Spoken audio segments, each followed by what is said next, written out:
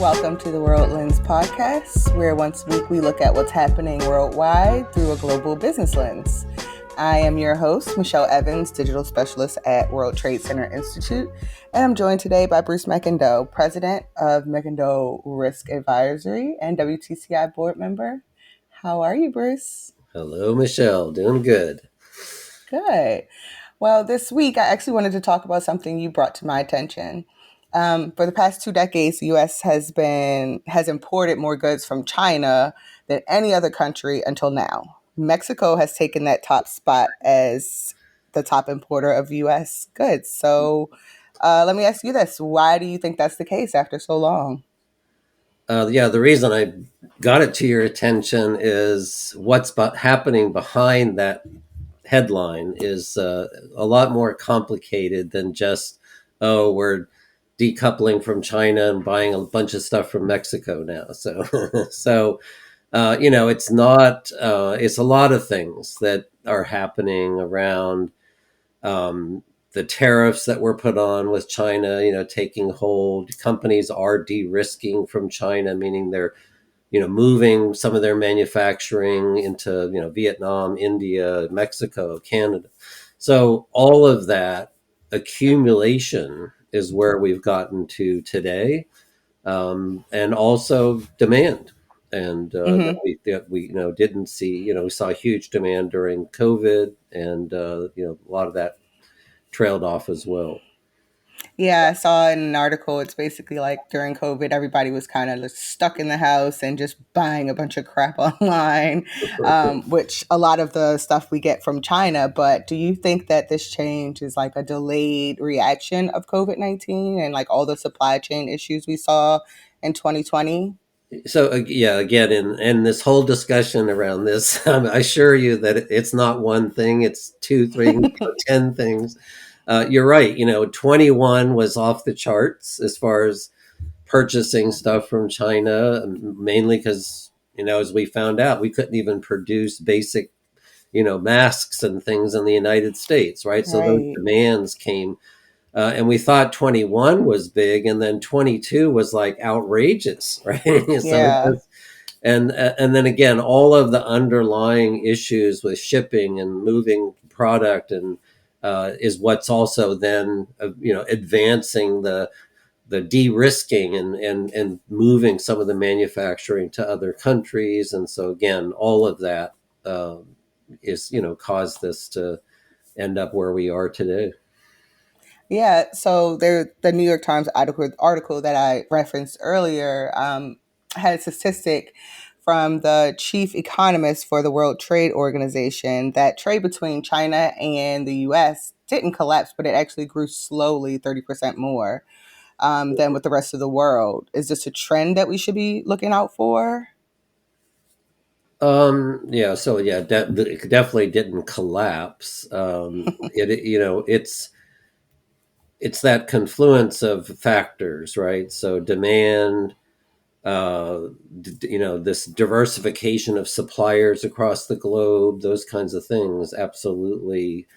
The challenge that we have and the way that we kind of count coup, as far as trade Hmm. goes, a lot of what's happening, Chinese can invest in Mexico and build a plant, import, goods from China, components and raw materials to that factory, and then produce the product and sell it to the United States, and it's counted on Mexico's, you know, export, even though it's the vast majority of it's coming from China.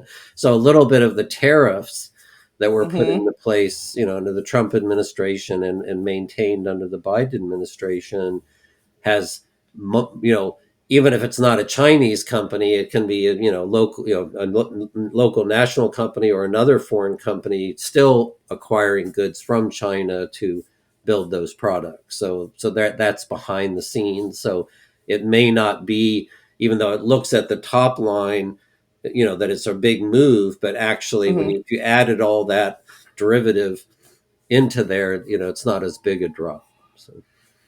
Okay, so if this is something to keep an eye on, where trade with China stays stagnant, but we spread it out to the rest of the world, Yeah. what do you think are the goods that are going to be continually made in China? Like, is it always going to be cheap parts like pens, pencils, iPhone chips? So, yeah, what would I say? China will continue to be the manufacturer to the world, directly or Hmm. indirectly, for a long time.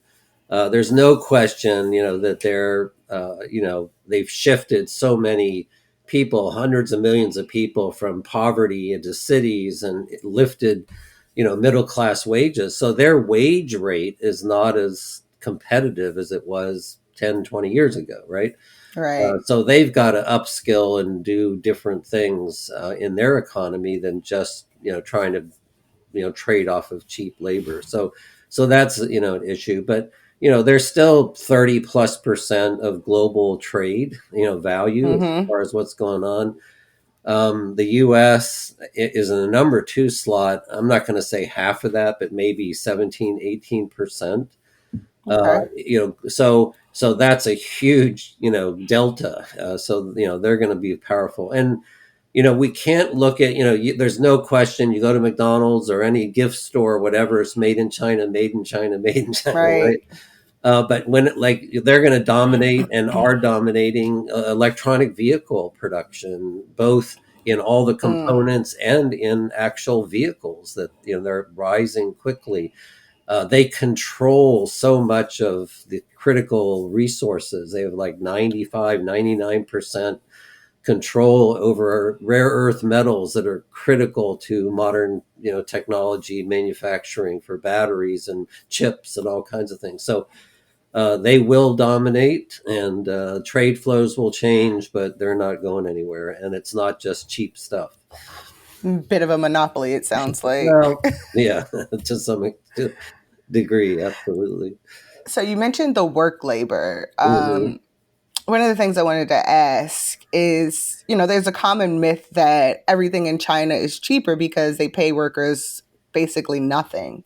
Do you think that's the case in Mexico too, or is it just one of those things that's just kind of over exaggerated Oh in no, that no, it's topic? definitely it's labor arbitrage is a real thing. Hmm. Like that's why we have call centers in the Philippines and in India. And so Right. these more developing countries, the labor market rates, the cost of labor is very attractive. And as companies move even to Mexico, there is labor opportunity, labor arbitrage, i.e., cheaper labor in Mexico. So that is, I would say, for most of what's going on that we're talking about here right now, a major driver. I just want to caution people that as robotics, and then behind that, artificial intelligence as part of that, Hmm. becomes more and more facile, more and more capable. Labor component, labor input to cost is going to go way down. And so I can be very competitive in the United States if I can automate 90% of what was done by human labor, right? And Mm. so as much as labor was so important in human history, Right. in the decades ahead, it's going to become less and less so rapidly. Yeah, that it's crazy the things that the AI and robotics will change as time goes on and things progress. It's It's We saw it in automobile manufacturing where yeah. an assembly plant that might have had 4,000 employees, through automation, very intense automation, it might be Hmm. run by 800 employees and still produce the same or more vehicles per day. So, yeah, robotics is and AI, but in this case, as far as like actually producing stuff, Hmm. robotics is going to be a huge multiplier as far as productivity, which means lower per unit cost than labor. Hmm. You mentioned the tariffs. how much of this is driven, if at all, by the USMCA, sorry, that's a tongue twister, trade Yeah, agreement, United States, Mexico, Canada agreement. Canada, and Exactly. yes, bit of a Yeah, tongue twister. yeah. How much of it is driven by that? Oh, it's a modest factor, I would say, in that we it as people look to where to put stuff. There's a couple. One of the key things, if I can move stuff to Canada or Mexico, think Mm-hmm. about the transportation supply line that I just cut out of the whole picture, right? So it's a huge cost savings, right? Mm-hmm. I also start meeting my ESG goals and for climate change and all of those kinds of things because I'm not burning all that transportation moving product. So there, these are Right. good things.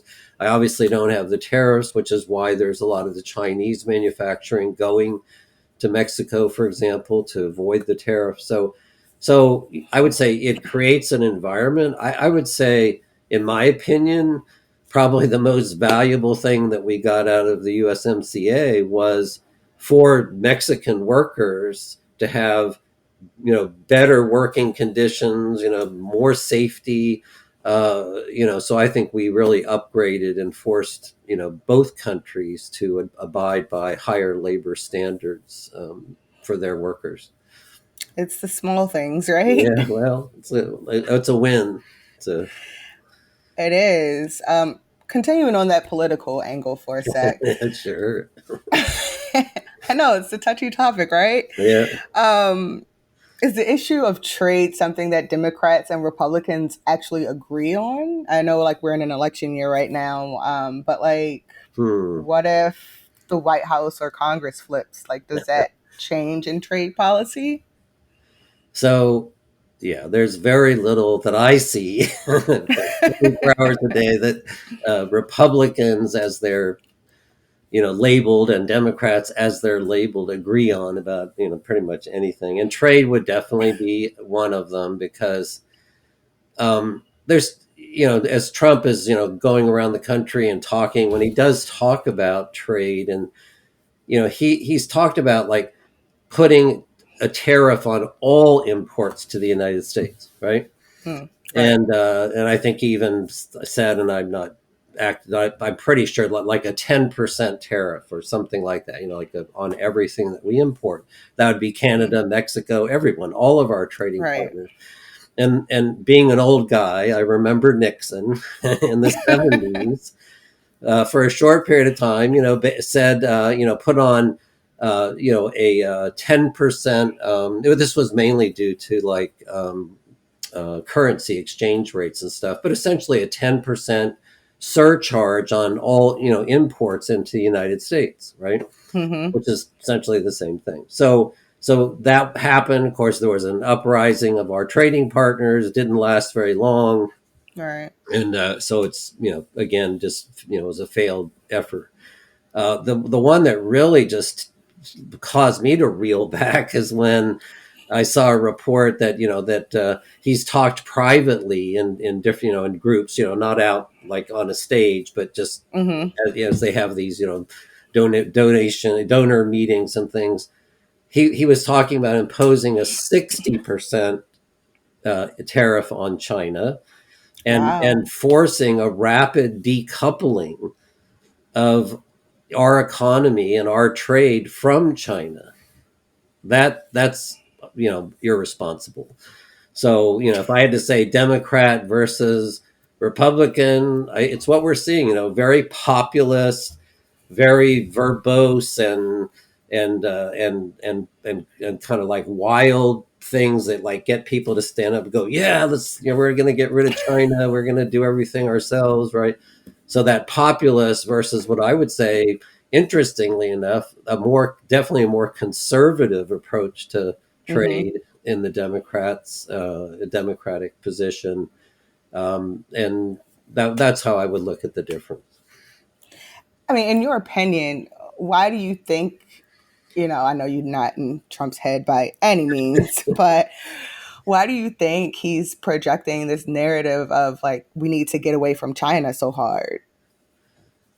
again, when you look at populist governments, and it's not just Trump, it's like, what are the things that cause their supporters angst, right? Whether it's immigration, whether it's imports and things, and why Yeah, aren't we building it at home? We should have jobs at home, and a lot of, so it's that whole kind of like activation and energy building in the populace around things that matter to them, which are right. kitchen table issues. Homegrown. My son's been trying to find a job for 2 years, and he's working at some fast food restaurant, that kind of thing. And somebody comes in and says, "Oh, we're going to bring all these high-paying manufacturing jobs back to the U.S. and shut down, China and Mexico or whatever." That's a very compelling message when you feel like you're being left behind. That's true.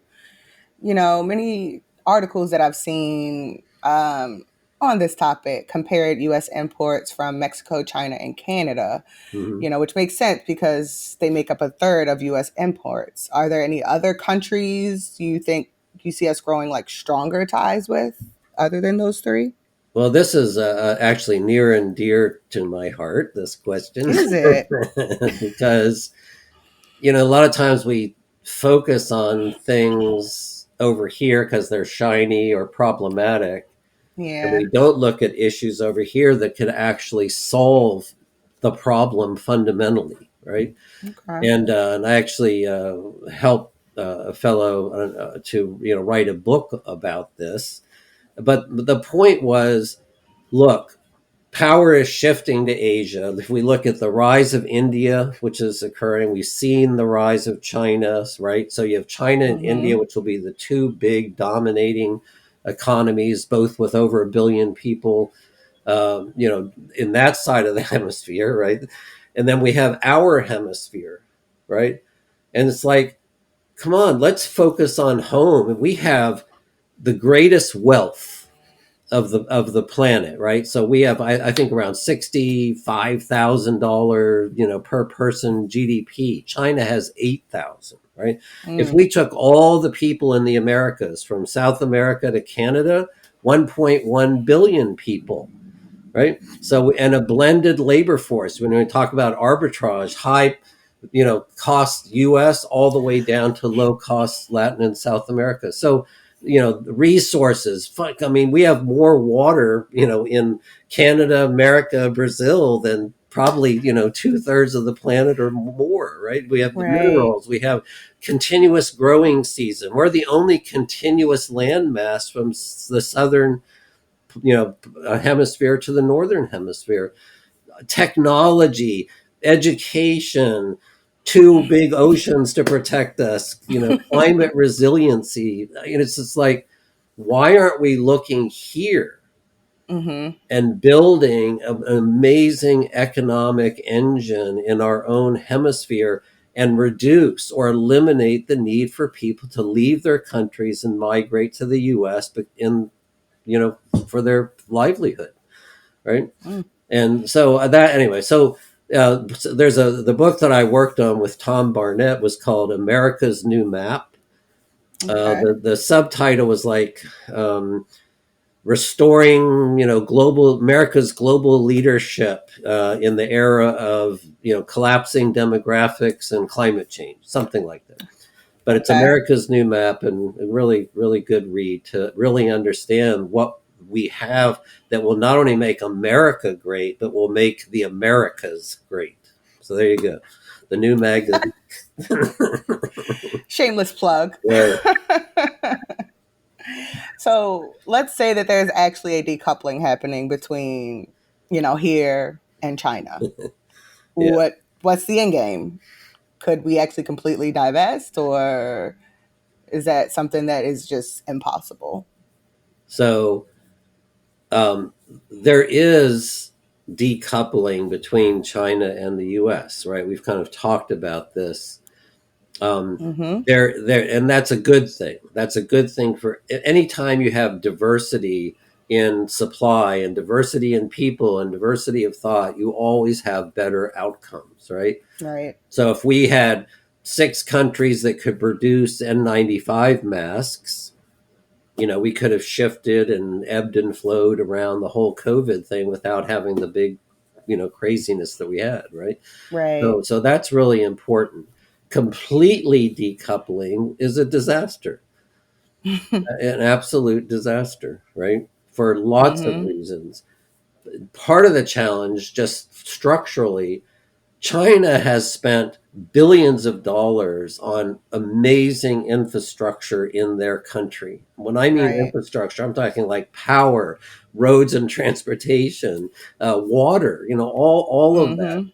Mexico, as we move more and more, what we call nearshoring, right, in moving Right. manufacturing, which is happening, they're struggling. They have struggle with power, to have consistent, reliable power. They have limited transportation networks, and Mhm. to move goods, and so all of that infrastructure has to be built. Same with India, and so these take time. It takes investments, and so any kind of rapid decoupling would be like Not realistic. really terrible. Long term de-risking, which is Mhm. what I like, and what meaning that we're going to have more diversity of suppliers and manufacturers. I think is an absolutely good thing. Yeah, it sounds like it would be. I mean, I'm all for homegrown everything. But, like you said, realistically, it's just not going to happen all at once. Yeah, and that the whole thing when Biden came in with the infrastructure, Mhm. investments and the CHIPS Act and all of that was a recognition that we did need to look at very important areas within our economy and bring that home so that we have a capability. It's the same with mining and stuff. We can't rely on a third party, whether it's China or anyone else, that could just say, no, you're not going to have any more lithium. Right. What would that do? Right. So making sure that we have either within our own geography or within our friends' geographies the capability to have that, critical rare earth metal supply. So the last 4 years, you know, they've been on it. Yeah. So, yeah. All right. So I want you to look into your crystal ball for the future.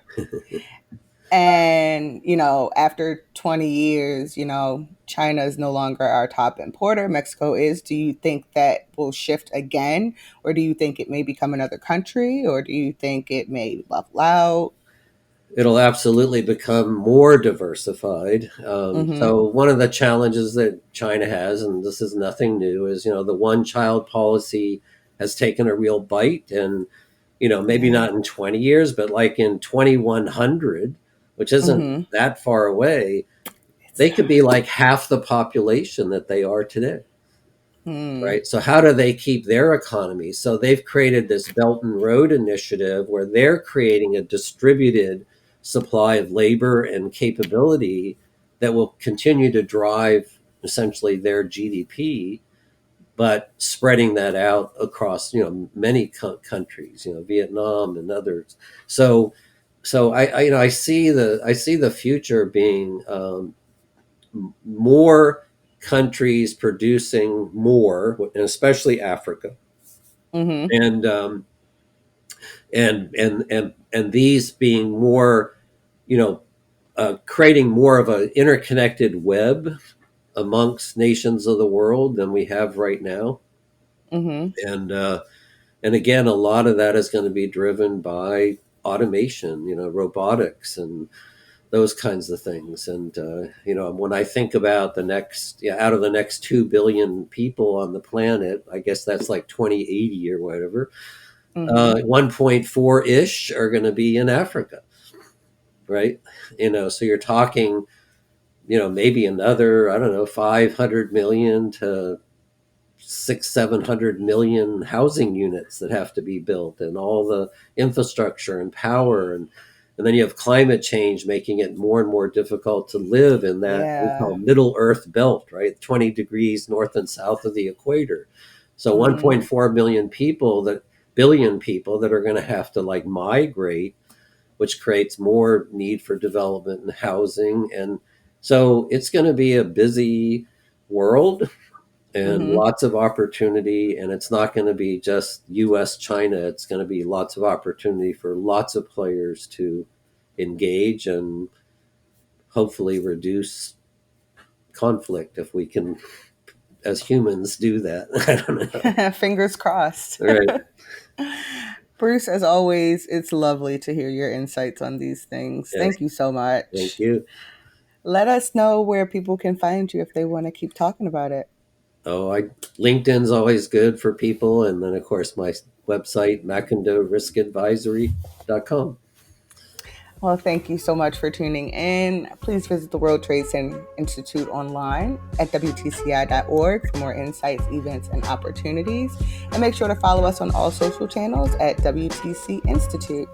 See you next week. See you.